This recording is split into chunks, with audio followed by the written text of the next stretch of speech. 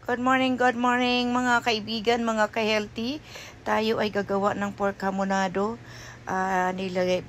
Pinahiran ko muna siya ng asin at paminta. Pagkatapos, pinasok sa rep and then pinirito. Pagka-preto, hindi ko na pinakita sa inyo yung pinirito. Ito, magpapalambot tayo ng toyo, coke, pineapple juice. Pagkatapos ng pineapple juice, tansya lang yung toyo. Pagkatapos ng toyo, lagyan natin ng laurel. Hindi na napanood na video yung laurel. Lagyan natin ng pamintang buo. Pagkatapos yung gochujang. Kunti lang, mga 2 tablespoon. And then, pagkalambot niyan, magigisa na tayo ng bawang sibuyas.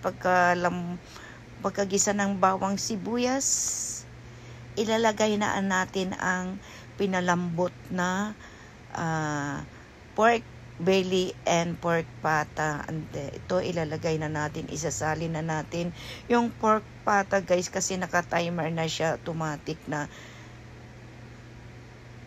Super lambot na siya. Ito isasalin na natin siya dito sa ginisa na bawang sibuyas.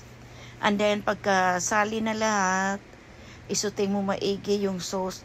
Lagay mo lahat yung sauce para ma-absorb yung lasa doon sa bawang sibuyas, doon sa pork. And then guys, ilalagay na natin yung, pagkasali na lahat, ilalagay na natin yung pineapple chunk.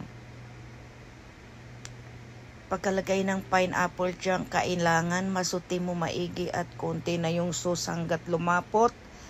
At dito na tayo matatapos dahil super sarap ang ating pork hamonado. Thank you so much. Thanks so much for watching. Follow, like, and share mga ka-healthy. Ingat kayo palagi sa bagyong Krising. Maraming salamat sa inyo.